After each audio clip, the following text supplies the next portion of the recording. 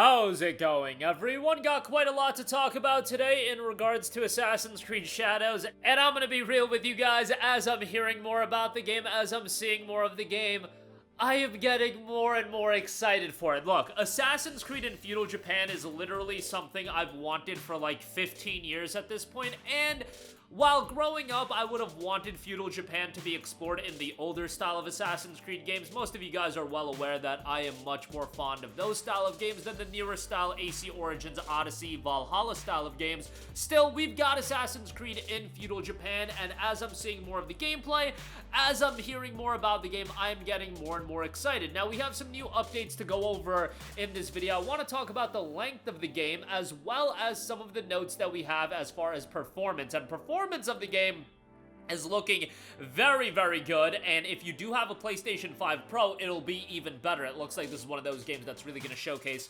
what the PS5 Pro can do. So we'll get to that in a little bit. Now, first of all, these newer style of Assassin's Creed games, they are incredibly lengthy, as you guys are all well aware, and we now know that Assassin's Creed Shadows will be dropping on March 20th, and it will be about 30 to 40 hours for the main campaign. That is coming from director Jonathan Dumont in an interview with Genki Japan. The length is about in line with the other titles that we've seen in this new style of Assassin's Creed games. Origins, Odyssey, Valhalla was super lengthy, and I would actually be pleasantly surprised if Shadows dials it back a little bit. However, if you want to do everything, you guys know that these games are incredibly vast. They are filled with a ton of content.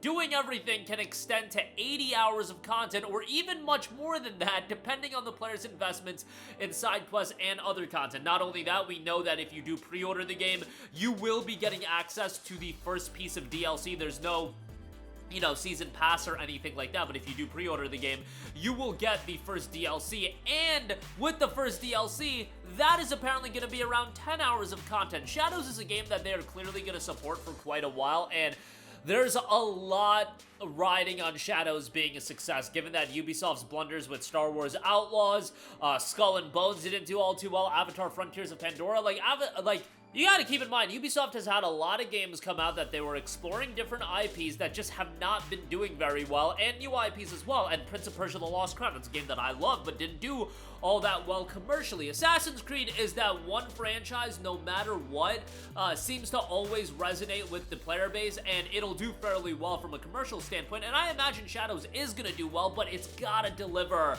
from a quality standpoint as well. And it's gonna sell millions upon millions of copies.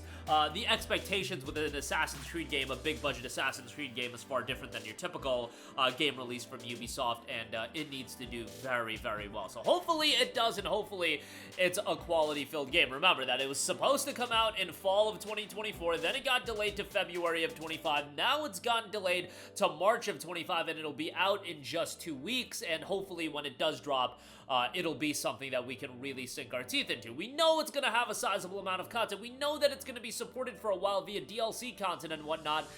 When it comes to the fundamental quality, we'll see how that turns out with the ultimate release. Now, also, we do have some insight as far as how this game is going to perform. On PlayStation 5, we have a set of performance modes, and then on PS5 Pro, it will be enhanced as well. As the first Assassin's Creed game built solely for current generation hardware, remember, Valhalla was a launch title for the PS5 and was a cross-gen game, and Mirage was a cross-gen game as well. Assassin's Creed Shadows can be played up to a 2160p, 4K, and 60 frames per second on both PS5 and PS5 Pro in performance mode. PlayStation 5 Pro is the only console that supports extended ray tracing, which offers ray trace reflective surfaces throughout the world. Check out the full breakdown of specs below. So PS5, you've got PlayStation 5 performance mode that is going to be 2160p upscaled, 60 frames per second with selective ray tracing. We'll go over what exactly that means. The PlayStation 5 Fidelity mode will be 2160p upscaled 30 frames per second, and you'll have standard ray tracing, and then you'll also have a balance mode that requires a 120 or 240 Hz display, and HDMI 2.1. That'll be 2160p upscaled at 40 frames per second with standard ray tracing. So depending on which mode you go with, the upscaling is going to vary, and with the performance mode, they are dialing back the ray tracing a little bit, which we'll get into that more.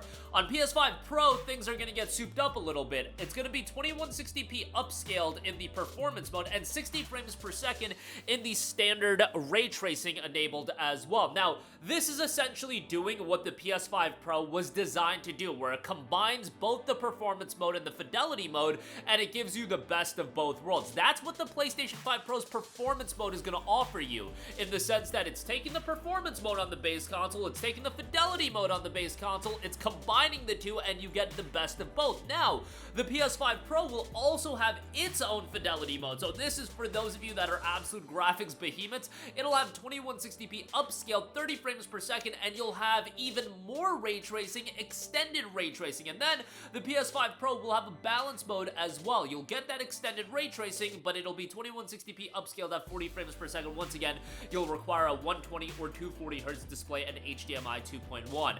Now, as far as selective ray tracing, extended ray tracing, and standard ray tracing, let's break those down. Selective ray tracing is used to compute global illumination for diffuse lighting in the hideout portion of the game.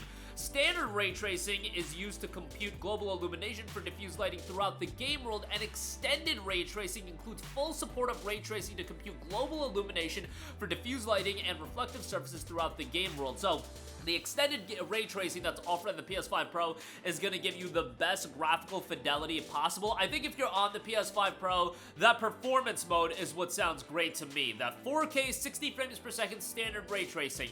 And that's what I've always ideally wanted out of the PS5 Pro. If you are playing on that console, and hey, you can make the arguments whether or not it's worth it, but the games that are optimized for that console, you're talking like the Spider-Mans of the world, having the performance mode and the elements of that baked in with the ray tracing and baked in with the quality of the fidelity mode that your typical games have, that's always been the goal of the PlayStation 5 Pro. Does every game achieve that? No, not necessarily, but the FF7 Rebirths of the world, the Spider-Man 2s of the world, the Horizon Zero Dawn remasters of the world, those games do a good job of utilizing the PlayStation 5 Pro, and you'll see that in Assassin's Creed Shadows. And really, if you have a Pro, I feel like this is going to be one of the best games that's going to act as a showcase for it. But that's going to do it for me. Again, I am excited for Assassin's Creed Shadows. While I'm always going to be partial towards the older style of Assassin's Creed games, I'm hoping for the best out of Shadows, and Ubisoft really needs a home run with this one, and we'll see how it turns out. And hopefully, you know, going forward, Assassin's Creed gets really cooking, because we have this, we have Shadows, we have AC4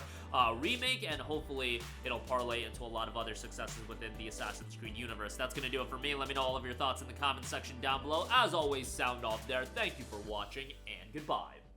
Hey guys, we hope you enjoyed the video, and if you did, make sure to hit the subscribe button, and if you're already subscribed, do us a favor and hit the bell icon. This way you'll be notified whenever we post a new video. That's the best way to keep up with all of our uploads, and we usually try to upload 2 videos a day. And with the bell icon hit, you'll be notified whenever we do upload a video. As always, thanks for watching.